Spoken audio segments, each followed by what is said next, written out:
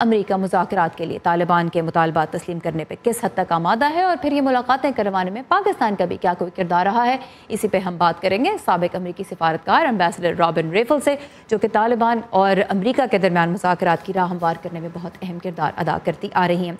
Ambassador Raffel, as always you welcome to View 360।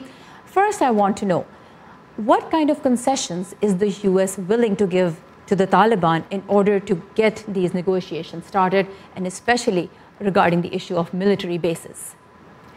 Well, I think in the first instance, the concession that the US has given was to agree to talk directly with the Taliban in the first instance without the Afghan government. So that's concession number one. It's not surprising to me to hear that the Taliban have been talking about military bases, because after all, their main concern has always been what they call the occupation of Afghanistan by foreign troops. So this is bound to be on their mind.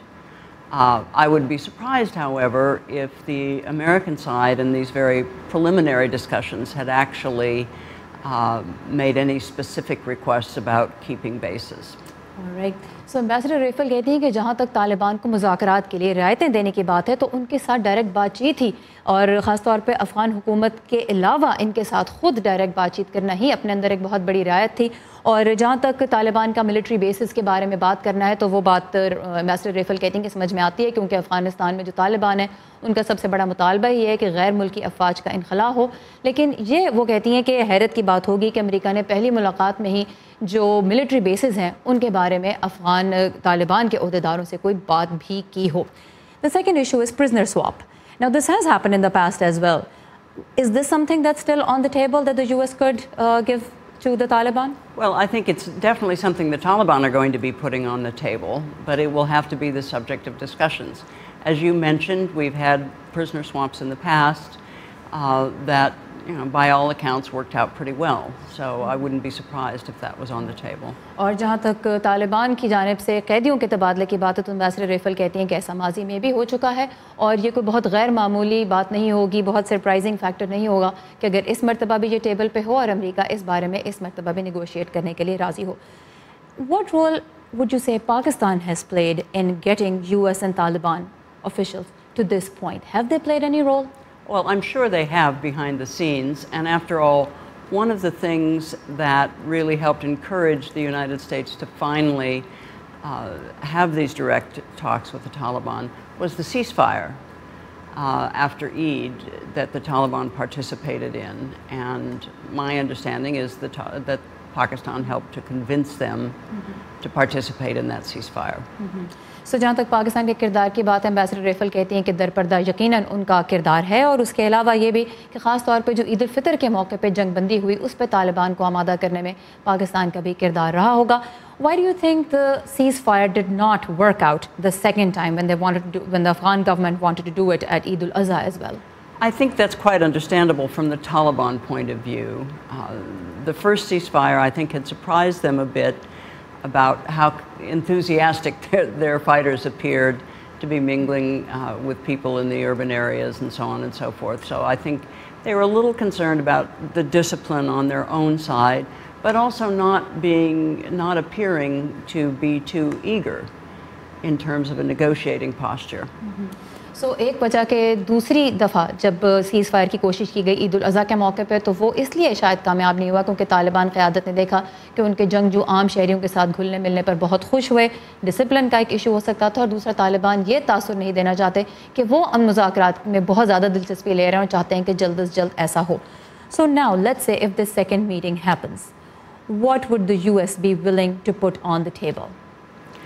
I think it's really important not to speculate about specific things at this point. I think the very fact that talks are happening, that the US has now appointed Ambassador Khalilzad to be the point person for these talks is very significant and demonstrates that the US government is very serious about getting a political track going. So ambassador Raffel कहते हैं कि अगर talks का मुज़ाकरात का तालिबान और America के दरमियान कोई दूसरा दौर होता है तो उसके बारे में फ़िलहाल क़यास आराई नहीं करनी चाहिए, लेकिन अमेरिका की जानिब से एम्बेसडर ज़ल्म खलीलज़ाद की नामज़दगी भी ये ज़ाहिर करती है कि इस प्रोसेस को संजीदगी से आगे बढ़ाने की कोशिश की जाएगी। But ambassador Khalilzad was one of the architects of how to figure out the US invasion on Afghanistan back in 2001. What kind of leverage does he have over the Taliban, considering that they look at him as somebody who is part of this foreign occupation? Well, it's not his individual leverage, it's the leverage of the US government. And I think the important thing about Ambassador Khalilzad is that he is very knowledgeable, very experienced. He knows the issues. He knows many of the players. He knows what mistakes were made.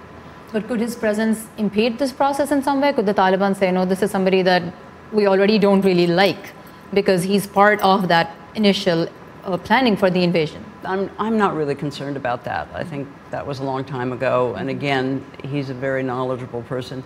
He's close to the leadership of this administration, which is very important. And again, I would reiterate the fact that the U.S. government has appointed someone shows that we take this matter very seriously now.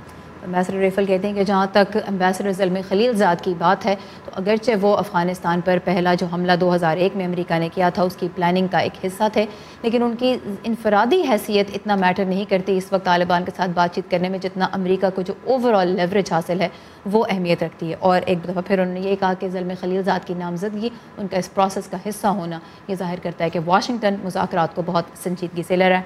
Ambassador Raffel, we really appreciate your time and your insight. Thank you very much. You're most welcome.